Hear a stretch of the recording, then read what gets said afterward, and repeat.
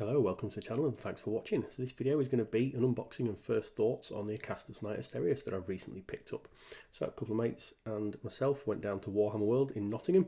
We get together quite regularly to play some games. This time we chose to do it at Warhammer World. If you've never been, great place, all very evocative. You know, the gaming hall's done out like a castle. They've got a museum, a bar, lots of things there, really worth a visit. So I took my Necrons down. You'll hopefully recognise this demon army I'm playing against. That was used against my sister's battle in a big game earlier in the year. I'll link that down below if you want to check that out. I did a full battle report, my first and only so far on the channel. So I had a few games over the weekend with my Necrons. Did relatively well, enjoyed the session. And as part of that, while still waiting for the guys to play in the excellent gaming hall here, as well as the shop, they've also got Forge World. Now, I had originally wanted a Warhound. Didn't happen. I think I mentioned that later in the video, but while I was looking, I looked at the bigger knights, the Porphyrion and the Asterius, and decided that I was going to pull the trigger on the Acastus asterius. Never seen one painted up in the flesh, saw the in the plastic or in the resin in the shop, and that's what I decided to go for, along with a couple of other bits. So here's the unboxing. If you do enjoy it, like, comment, subscribe, all that YouTube jazz, and I'll see you later. Okay, so let's get in here. Really nice that we've got the Titan style box. Which is a nice big chunk of resin. Obviously I've sliced the bottom already. A little bit of damage, but you know, you don't mind that. You're not buying it for the box, are we?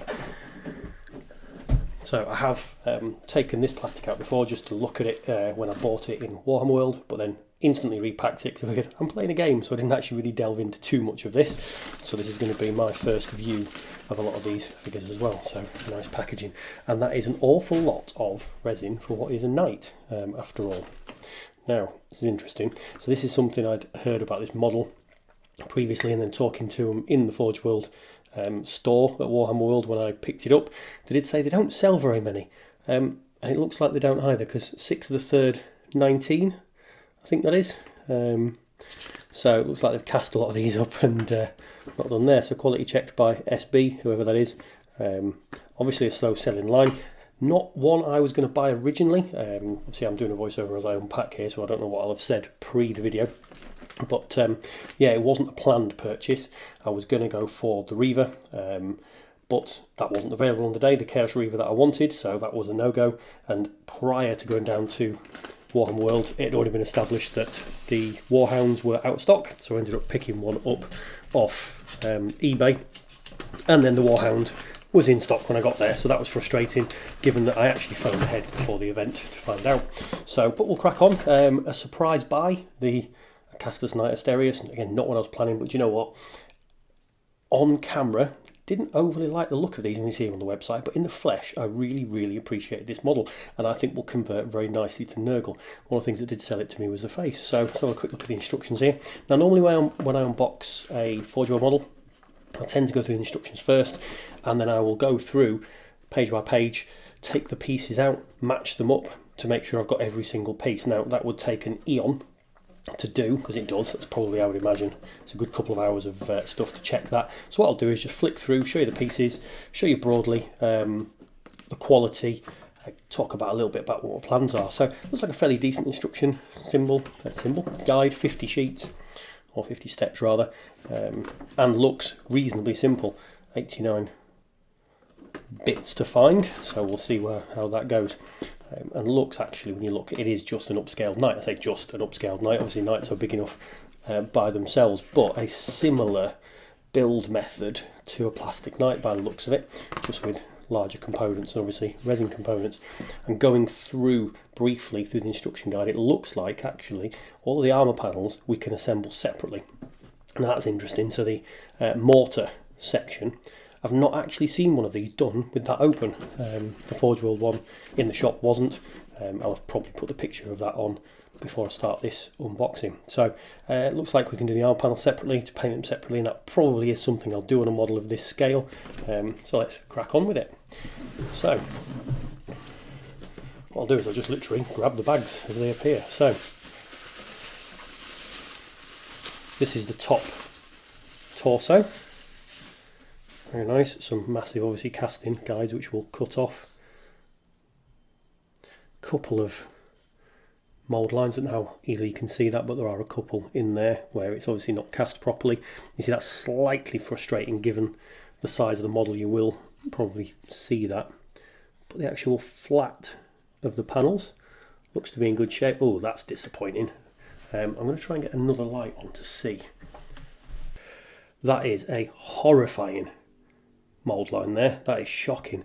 Yeah, I'm really not sure that that is actually going to be rescuable.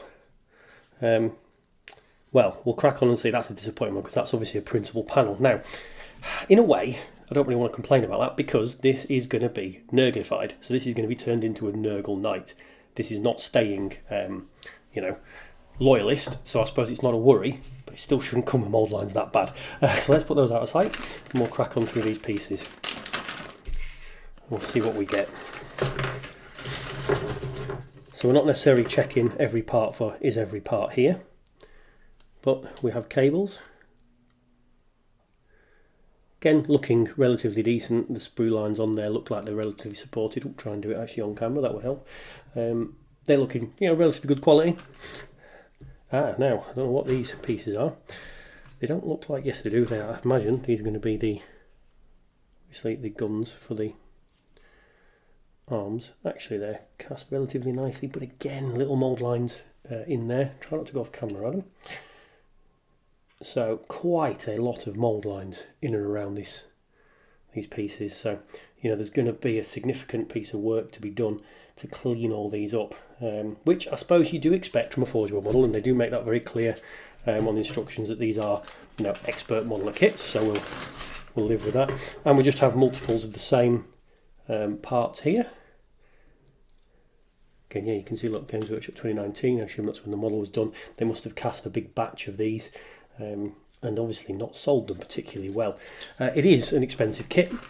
You can buy obviously the Warhound for the same price as this, admittedly with no weapons, but you know, they are the same cost. So, and I think again, nowhere near as many points.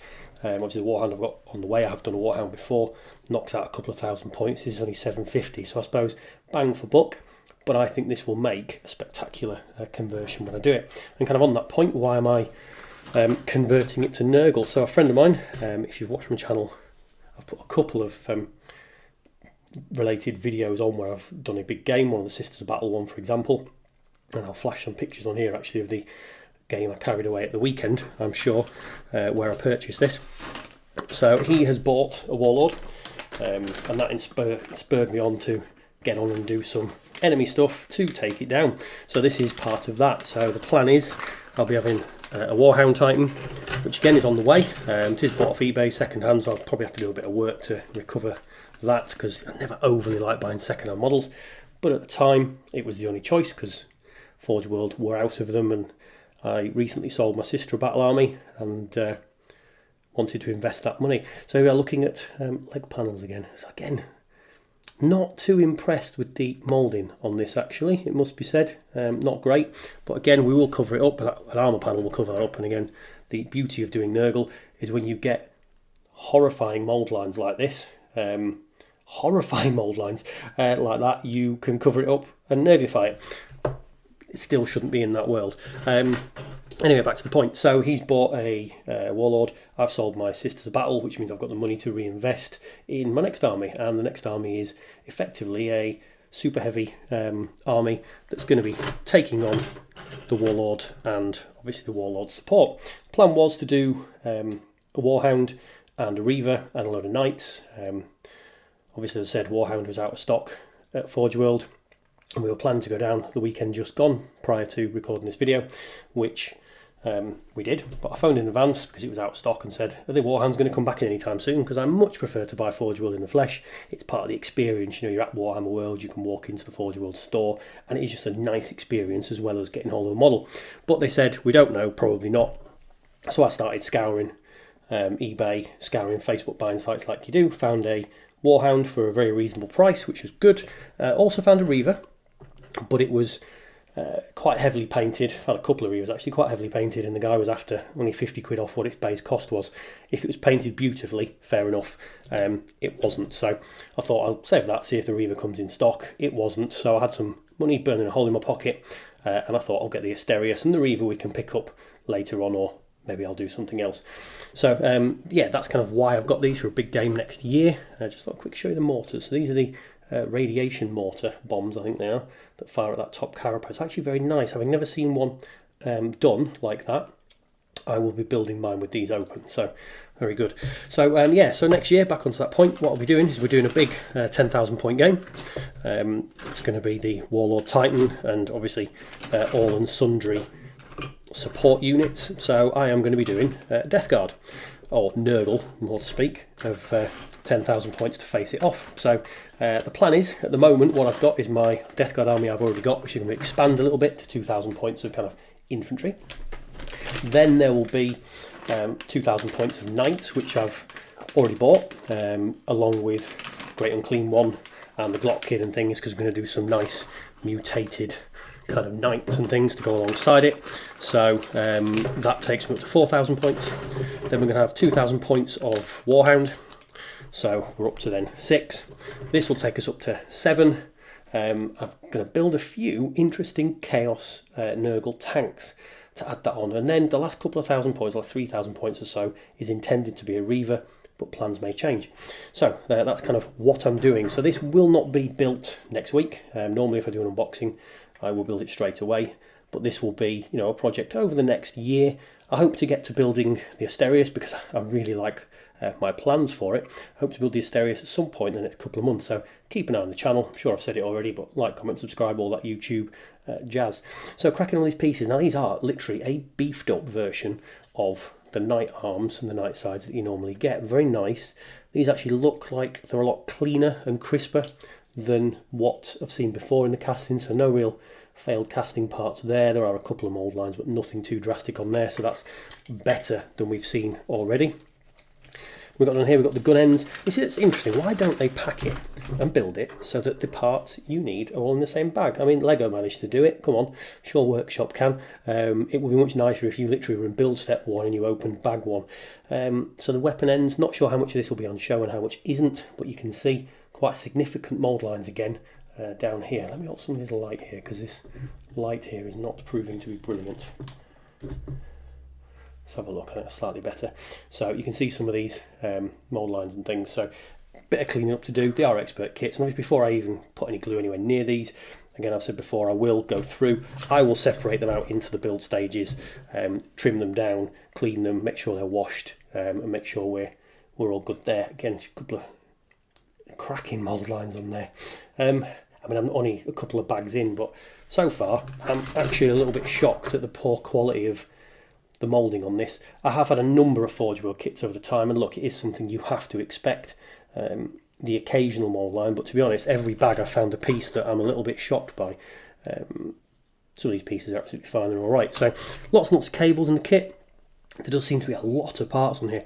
I know we talked about, you know, why maybe you'd be put off this if you were looking at a Warhound because of cost to point ratio, but actually in terms of complexity of parts to compared to the Warhound, this has definitely got more parts than the Warhound. So obviously that's maybe why price wise it's fairly similar. And actually you could argue the Warhound kit is quite old. It's been around a long time. I've already had a Warhound over my time, so you could argue that's why the pricing difference is there, but this is definitely a complicated kit. Wow, lots of parts in here. Now that's interesting. We seem to have a pilot's chair, but I don't know actually if with this kit we get a pilot. So pilot's chair, that is actually very nice. I think that is one of the nicer pilot's chairs we have. Try and get a bit better light on here. I'm really not getting the light right on this one. So that is a very nice chair. I like that. Now I'm tempted to say I won't glue that in because I don't generally have these accessible. So when I've done the Warhound before, as I said, I've done one Imperial, but I didn't bother putting the pilot's chair in. I kept that separate for a conversion piece and a piece of scenery. You would have to, looking at this, because it looks like it forms actually a fairly integral part of the kit. That's a bit of a shame, because it would have been nice to be able to put that to one side for a conversion, but there we go. Armor panels again. Now what I'm planning to do with these is I'm going to build a knight relatively static and stable, because it's a gunline knight. I want to be making all these panels in between the fancy sections with the rivets nurgle. So I've got a plan in my mind for how to mould on to all these panels like mutated rotten nurgle kind of flesh and pustules and things. So My point before about some of the horrible mismold lines, I will be covering them with that nurgle stuff anyway, but I guess my point is they shouldn't be there in the first place. And look at that, that's a terrible place to put a, I don't know if they're called a gate or a sprue, whatever it is, but look, we've got what looks there like a really bad moulded area anyway, and we're going to have to try and slice that off. So some definite work to be done on this were I to be making it non-nurgle, and if I was wanting it to make it a nice clean and tidy Imperial one. Ooh, that's a very nice little command station. Again, hope I can keep that and actually use it in a conversion somewhere else. So one of the things I particularly like to do, as you've seen if you've watched the channel a lot, I do like to take conversion pieces and those kind of things and actually use really interesting pieces of one kit on another, and I think it just makes your scenery and things stand out and unique. Right, nothing too fancy and interesting on these, just some cables, so I'll quickly box these away.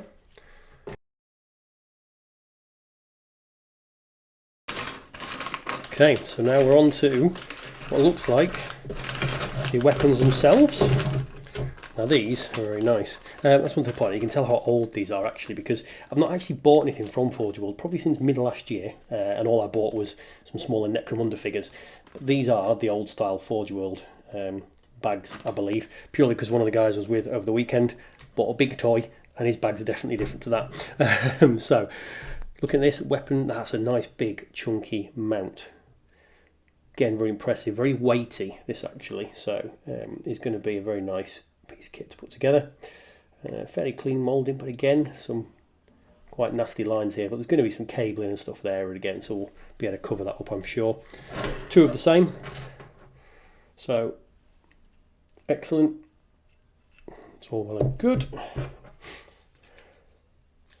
Again, some nice chunky mould lines. It's almost looking for mould lines more than it is looking for anything else. And then the veins or fins that go on the outside of the weapons. Okay. Some of these are quite decent actually, relatively well done. Those need some cleaning up again. I'm not quite sure what I'm going to do with the weapons as yet. I've got a couple of plans, so watch this space, because I might do something fairly significantly different with the weaponry. So let's get this packed away. Okay, now the next bag. Ooh, and here we go. That is the skull face. That's lovely. This is actually kind of what drew me to it when I saw it built up in the Forge World store. Lovely face. I really love that skull emblem. That's really nice. Again, lots of parts.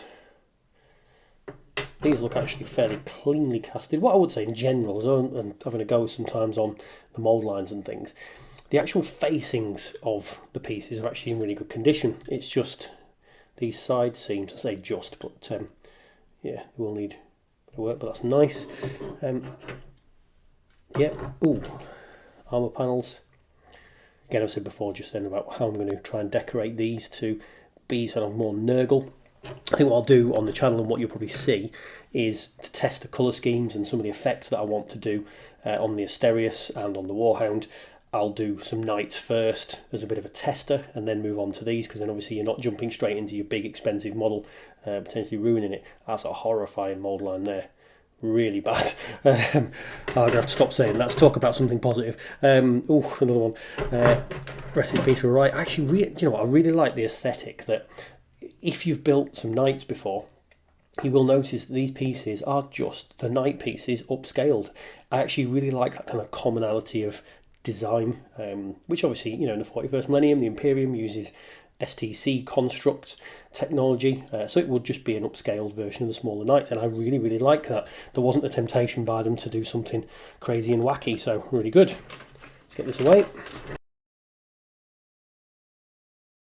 Okay, we have 2 bags left. This one looks the interesting one because it's got some weaponry in there.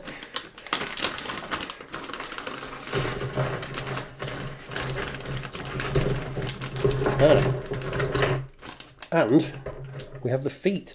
Now, very interesting. Now, if these go together anything like the Titans I've built before, and again, all I've built is the Warhammer before, but I have built a couple. You always build the feet first, which is unusual, because obviously if you're going to decide how it's going to be posed and what it's going to be stood on, you almost need to build that kind of afterwards. So I'm going to have to think really carefully about how I want it to be posed. The advantage of the Asterius is its kind of background of it is that it is a very backline fighter. It's a heavy support. It you know, literally fires great distance and isn't actually quite as effective close up. And when you read the rules for the Asterius, it really does reflect in the rules. Actually, this becomes more effective the further away the enemy is. So I will probably do a fairly static stance with it, but it might be interesting to do the legs, because you've got legs here, so that could be interesting to pose up, stood on something, as though it's like bracing itself to fire. So I suppose watch this space and decide, I'll see what I come up with when I come to build it. Again, these look fairly clean. The vents on here look quite nice. This is one of the nicer larger parts, actually, without any kind of particular issues, so which is good. Lots more feet pieces, or toe pieces rather. I'm assuming I've got the right number of toes. How many's on there? 4. And we seem to have, yeah, there's all the toes, which is nice. And then all what looks like the leg armour panels. Again, similar story to what we said before. They'll need some cleaning up. Some of the edges are a bit rough and some of the mould lines on there, but on the whole, now they're quite, you know, quite pleasing and nice. Now, well, that's a very, is that meant to be thin and see-through? I don't know. Not entirely sure with that one, because I don't know if you can see, but you can actually see through these sections here. It's gone very, very thin and actually broken through at parts. So I'm not entirely sure if that is meant to be like that, because that one isn't, but that one is. So a little bit of vagaries with the making process there. Again, not such an issue, because it's going to be nurglified, but would be an issue if this was going to be imperial. And actually here you have got very much straight cut through. So not sure which one of those is correct, because one doesn't, 2 or 3 do. Again, some nice panels. Look at that for a weapon. Very, very nice. And that was what was interesting when 30k came out. They started introducing weaponry that we hadn't seen before, which is now obviously rolled into the rest of, you know, the Space Marine and Guard range. But it's very nice to see these kind of relic weapons, I suppose you would call them. I'm going to have to heat these up and bend them straight. I don't know if you can actually see on camera there, but that's very much not a straight line. Try and, I don't know if I'm going to get this to focus, but there is a significant curve on that gun. But with the resin models, that hot water, you can put them in, you can bend them back, and you can put them back to straight. So it is fixable, and that's just one of the foibles you've got to be aware of with any resin. I don't think I've ever found any resin model that hasn't got a curve that you might need to fix. And these are very nice pieces. I think these are the underneath the weapons. This is the kind of the rail that the cells sit in, so quite nice. And again, you can see there some fairly significant curving. I'll try and get it so you can see there. So that is a fairly significant curve on there. So we'll just need that bit of correction with that hot water trick, but something that's easily, you know, easily fixable. So we won't fuss too much about that. So nice. We'll get these pieces put away.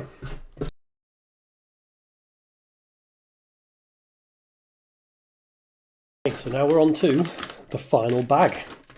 Some nice chunky pieces in here, so let's go through these, see what we see.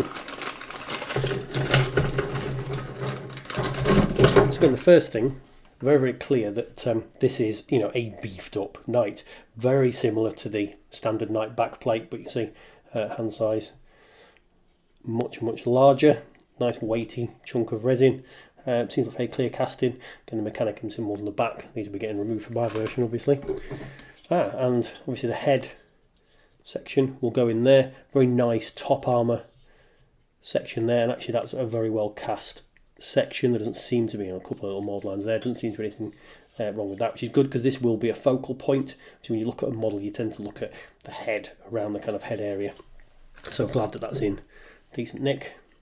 The ball joints for around the waist. So again, that's a nice chunky ball joint, and it again is a scaled up version of what you see when you buy a normal knight. And then we have the armour panels and how we create it also. So again, lots and lots of lovely armour panels, tons of potential to do some really interesting things with this kit, which we'll again talk about soon. So I'll just pack these away.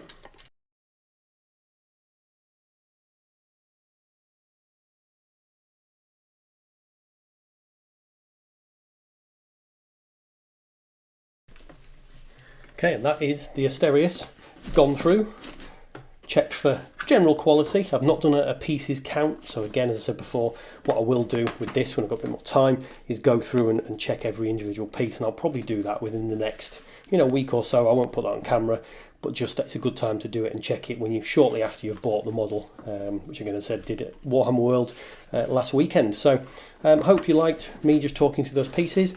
This model will be featured on the channel again fairly soon, and you will see the build and exactly what I want to do and how it's going to blend in with the Death Guard army. Before that, I will be doing again some knights and things, some smaller versions, just to test the principle and theories of what I want to do on this bigger model. So I hope you enjoyed that. I'll get the lid back on this, and this will see the light of day again soon when I want to do something more with it.